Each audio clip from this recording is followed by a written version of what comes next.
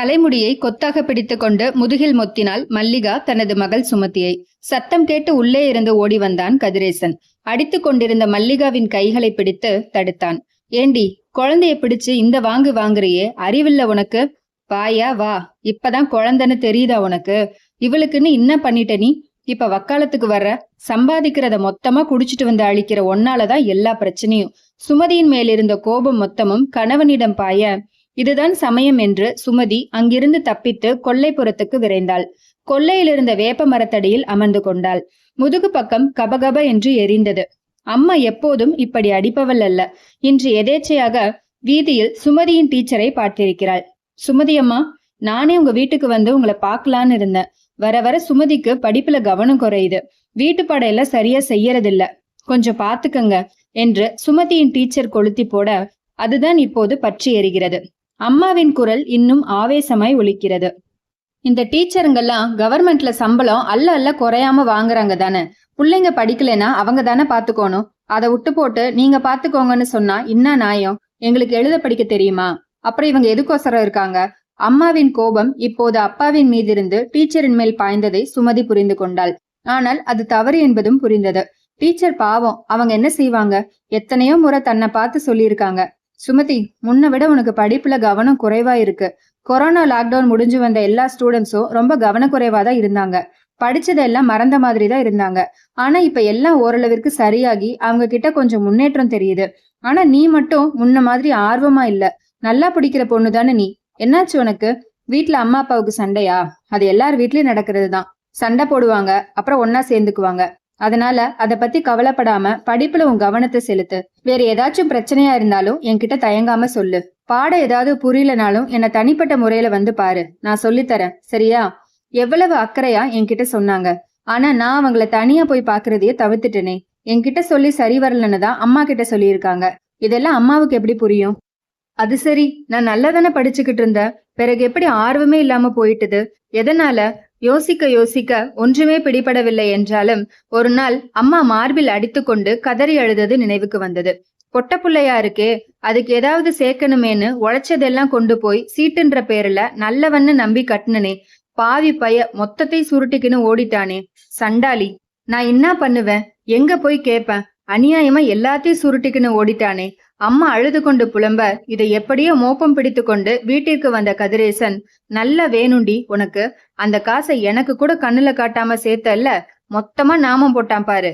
கட்சியில நீயும் துண்ணல, நானும் துண்ணல, ஊர்ல இருக்கிற புறம்போக்கு தான் துண்றான். உனக்கு இதுவும் ஓணும், இன்னமும் ஓணும். கெக்களித்து சிரிக்க அம்மா பத்ரகாளியானாள். எடு அந்த கட்டைய, முதல்ல ஒன்ன பொணமாக்கிட்டுதான் மறுசோலி. அவளது ஆத்திரத்தை கண்டு அங்கிருந்து அப்பா பம்மி சென்றது இன்னும் நினைவில் இருந்தது சுமதிக்கு.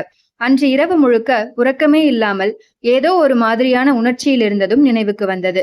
சித்தால் வேலை பார்த்து சிறுக சிறுக சேர்த்த பணம் அநியாயமாய் போனதை நினைத்து இரவு முழுக்க அழுது தீர்த்த அம்மாவின் மேல் அவளுக்கு இரக்கம் வந்தது. இதெல்லாம் ஏன் இப்படி நடக்குது? யார் மேல தப்பு என்கிற கேள்வி மட்டும் மூளையில் சுழன்று கொண்டே இருந்தது. அதுவும் இல்லாமல் அம்மா அடிக்கடி அப்பாவை அடிப்பேன் உதைப்பேன் என்று சொல்வாளே தவிர அடி உதை அனைத்தையும் பெறுபவள் அவளாகத்தான் இருக்கிறாள்.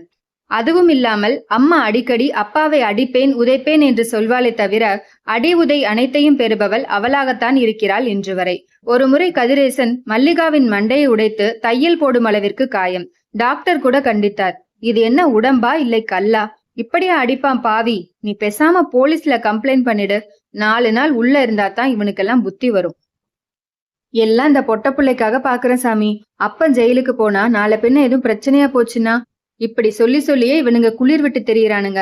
இப்ப இருக்கிற பிரச்சனையோடவா பெரிய பிரச்சனை வந்துட போது? என்னமோ போ.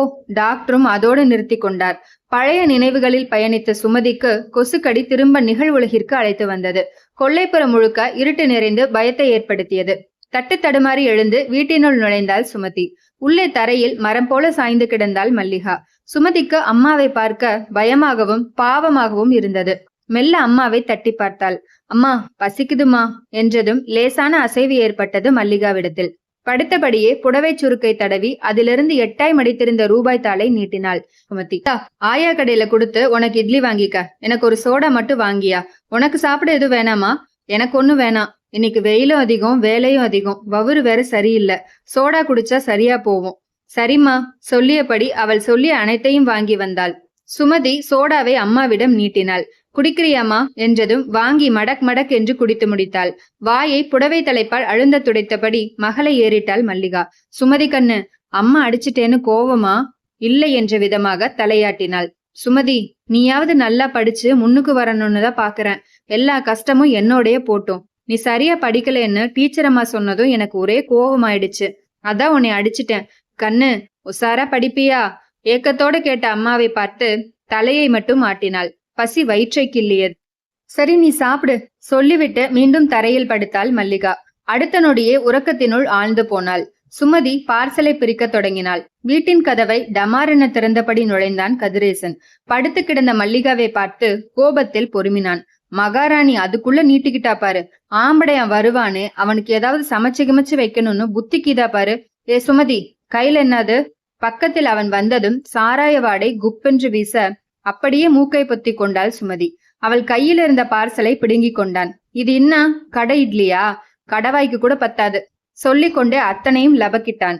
போய் தண்ணி எடுத்துக்கினு வா. சுமதியை ஏவினான். சுமதி கொடுத்த தண்ணீரை குடித்துவிட்டு அப்படியே தரையில் கால் நீட்டி படுத்து கொண்டான். பசித்த வயிற்றை சமாதானம் செய்ய தண்ணீரை குடித்துவிட்டு அம்மாவின் அருகில் படுத்து கொண்டாள் சுமதி.